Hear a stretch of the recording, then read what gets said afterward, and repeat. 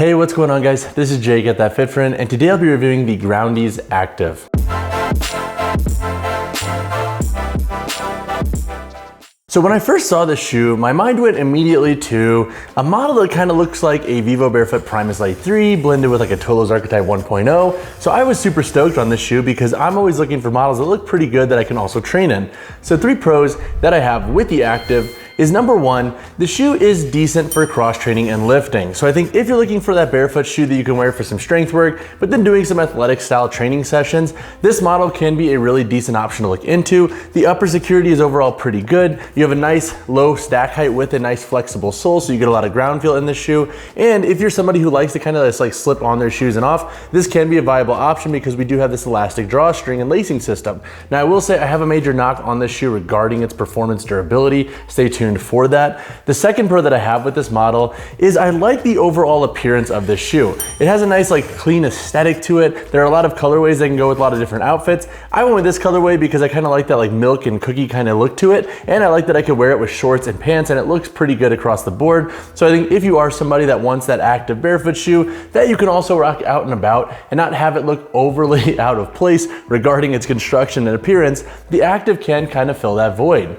The third pro that I have with this shoe is I like the lacing system and the boot here. So the boot itself is a little bit more padded. So it has a bit more padding than the Tolos model, than the Vivobarefoot Primus Lite III and the Modus Strength. And if you like a little bit more of like a traditional boot with your shoes, whether that's for barefoot shoes or traditional shoes with a little bit more padding, this model will be a really good fit. It broke in really easily and it's overall comfortable. With the lacing system here, now I like it because you can slip it on and off, and you can leave this a little bit looser, so if you aren't lazy like myself and you don't feel like adjusting it, I like that because the security of the shoe isn't really hindered by that. However, I will talk on this in the next section too, talking about my cons and how it can be kind of a knock, but in the context of just having a shoe that's relatively easy to slip on and off without having to adjust the lacing system, I do see the perk of this. And if you like, once again, just being able to wear your shoes a little bit looser like myself, that could be a perk. But now let's talk about a couple of cons that I've noticed with the GROUNDIES Active. So 3 cons that I have with the GROUNDIES Active, and this con section hurts because I really wanted to like this model. I wanted to be that kind of in between the Tolos and the Primus Lite III, so kind of like this mid-tier price range shoe. But 3 cons that I have is number 1, the durability. And so this is something that really bummed me out because I had such high hopes with this shoe, but this just happened after a few weeks of training. The sole is already starting to lip off down here with the TPU layer. And so my theory here is because the TPU is so thick on this lateral side and double layered, I think when the shoe breaks and when you're putting more stress into the toe box, that is when this can start to lip away. Now, is this going to happen to everybody? Not necessarily. So I tread lightly when I say this, and that's why I do also like this shoe for cross training and some lifting or athletic focused work, because if this doesn't happen to you, this can be a great option. However, because this TPU layer is so rigid and the toe break in the shoe is pretty dang harsh, I think that's an issue with this model regarding its long-term durability for some folks. So all that said, tread lightly before you invest in this shoe because I am pretty dang bummed about this. And honestly, Groundies, I feel like you should cut this TPU a little bit sooner so this break isn't so harsh, because in my opinion, I feel like this material here, how it kind of folds out and puts a lot of stress into that, puts a lot of stress in the shoe's toe box when you're like doing plyos, jumps, lateral work, etc. The second con that I have with this shoe is that if you have exceptionally wide feet or thicker feet at that, this might not be the best option for you. So the toe box in the shoe is pretty low profile and it is wide enough for I think an E-width foot. But if you have like a double E-width foot or wider, you might find this shoe to be actually a little bit limiting. So definitely consider that before you invest in this model. It's not the widest barefoot shoe in the game, so if you do need maximal width, the GROUNDIES Active might not be your best call. My third con with this shoe is the lacing system, and now I like the lacing system for the most part. However, what I have noticed is that when you do want to kind of crank this tight and tuck it in, it can come out at times and it's kind of annoying when you're training. So for example, during one of my box jump sets, this thing came out and then it started like flipping all around, so I had to stop my set, stick it back under, and realign my security with it. So honestly, I feel like it could be a little bit better regarding how it stays secure. Also, something just from an aesthetic point of view, if your lacing system comes a little bit uneven or like asymmetrical like mine, this is also a pain in the butt to get back to center. And so if you're kind of OCD like myself, this is something that's going to irk you, especially if you're somebody who's constantly tightening and loosening the shoe, because with this elastic, it can just be kind of hard to get perfectly symmetrical every time.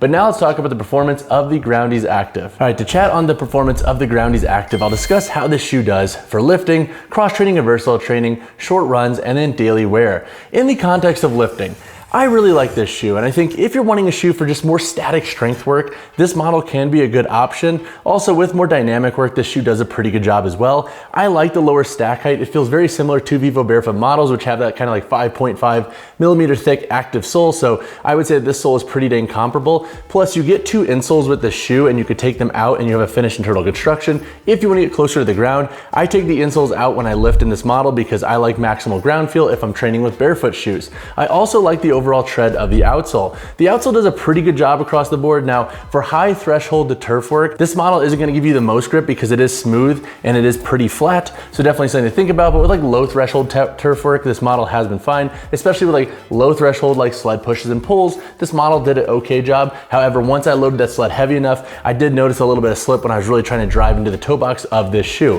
When it comes to cross training and versatile training, I like this model. However, the durability issue is just such a major knock on the shoe, and it's such a bummer because I like the TPU layers and how they are designed to give you more reinforced lockdown feeling when doing lateral work and explosive work. But if these TPU layers are going to cause lipping of the sole, it's kind of a moot point. So I feel like if Groundies reworked this construction feature, it could make the shoe a lot stronger in the context of versatile training and cross training. And I also like that with this tongue and lacing system, it does give you enough security to wear them loose or tight. So you don't necessarily have to like crank your laces tight every time. And so if you're like me and you want a shoe that you can just wear casually and then go to train to the gym and not have to adjust, that's a perk of the shoe, especially for folks like myself who train in more of like an athletic style fashion.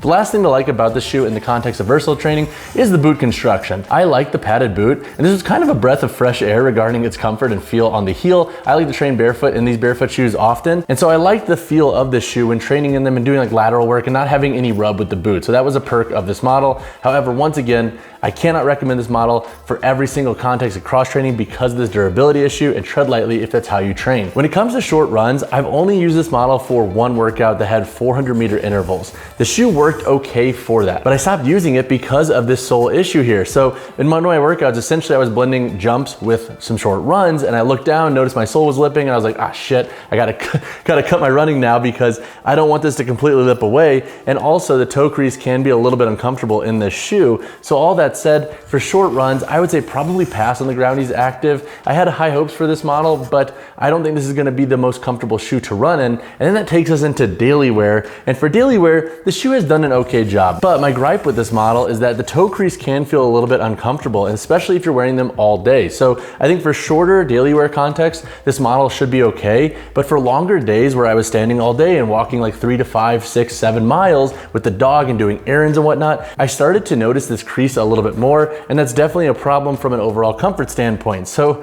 Groundies, I feel like you're so close to making the shoe really awesome for all these verticals, but there are just subtle things that are holding you back. And while I like this shoe for the most part for all the verticals, it's tough for me to recommend this shoe for everybody because of this issue with the creasing and the sole lipping away. Because we're 140-ish, 145-ish USD, it's tough to recommend a model that might break down on a short period of time for most folks. So for the Groundies Active, I paid around 145 USD for my model. This company is based in Germany, I believe, and you will have to pay for DHL shipping. So that is something to consider with this model. It's not the worst cost, I don't think, for a barefoot shoe at this caliber, but again, with that durability issue, it makes it really tough to recommend this model for that price point for everybody.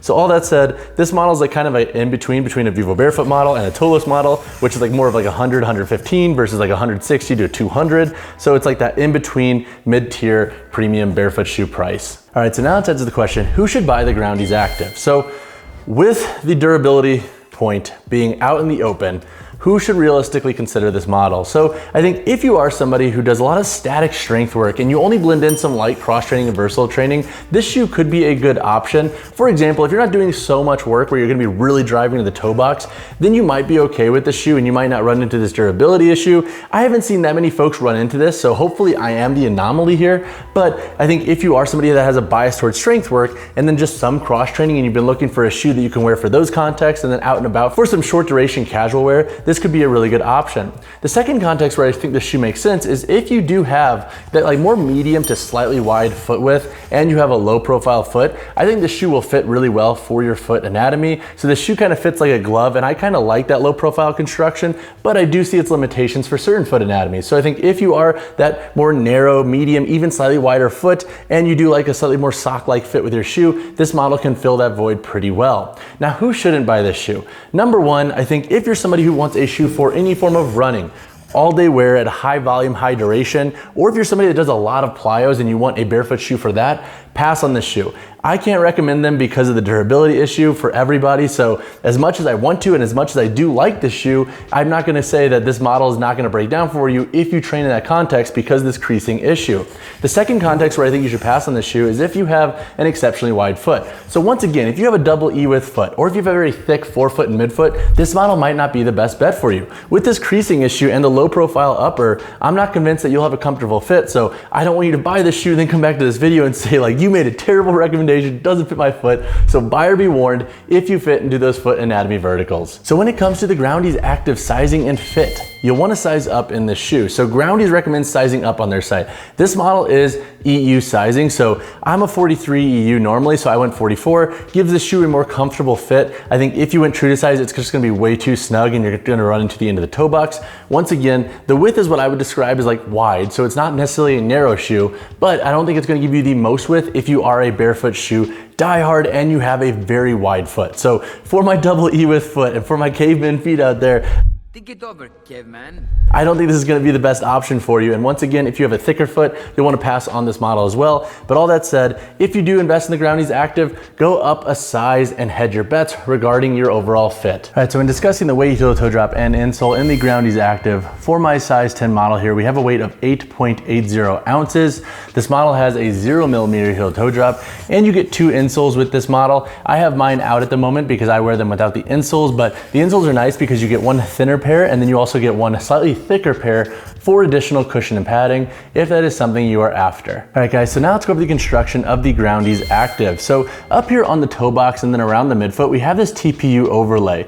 I like this in theory for additional security. However, with this TPU, because it is so thick right here at the base of the toe box, as you can see, you're starting to have some sole lip away there. So I'm curious if others are gonna run into that issue because I like the TPU, but I feel like it should be cut a little bit shorter to give this shoe a better break. Looking at the boot construction, we have a thicker and padded boot back here. So as you can see, we have a little bit of cushion compared to most barefoot shoes that pretty much just have like a thin mesh or synthetic or textile material. You also have an external heel tab, and then you also have some Groundies branding here on the lateral side.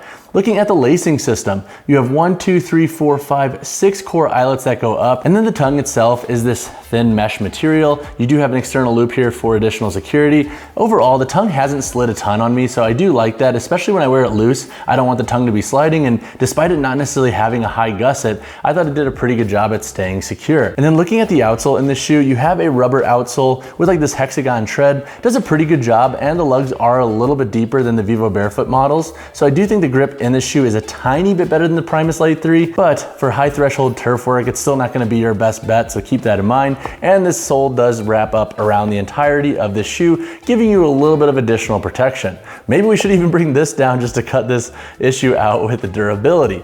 But all that said, that pretty much wraps up the gist of this shoe's construction.